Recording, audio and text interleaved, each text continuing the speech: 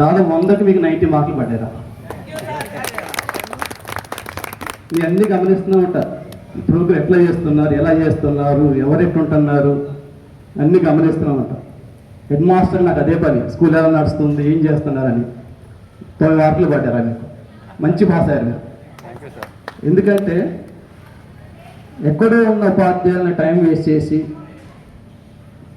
ఇంత దూరం పిలిపించి ఆషామాషి కాదు, దానికి సరైన ప్లానింగ్, మీ మనసులో ఇష్టం ఉండాలి. ఆ ఇష్టం కనపడదా?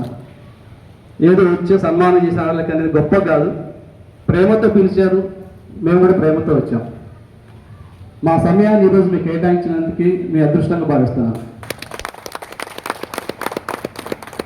ఇలాంటి అకేషన్లు అరుదు.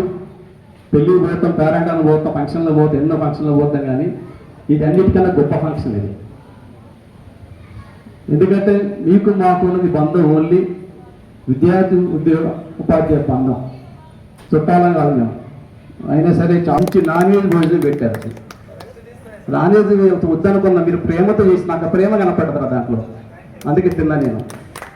నిజంగా మా సొంత పిల్లల కంటే ఎక్కువ మీరు. నేను ఇక్కడ 2001లో వచ్చాను, మేలో వచ్చాను. ఫస్ట్ 10th బ్యాచ్ మీది. నా వరకు నేను ప్రయత్నం చేశాను. మ్యాక్సిమం పిల్లలు పాస్ అవ్వాలి, మ్యాథ్స్ నేర్చుకోవాలి అనే కాన్సెప్ట్ తోటి చెప్తూ ఉంటాను. మీ పిల్లల్ని కూడా మీ లెక్కనే చదువుకునేటట్టుగా, ఉపాధ్యాయులను గౌరవించేటట్టుగా వాళ్ళకు ఇంట్లో చెప్పండి. మీ పిల్లల్ని బాగా చదివించండి.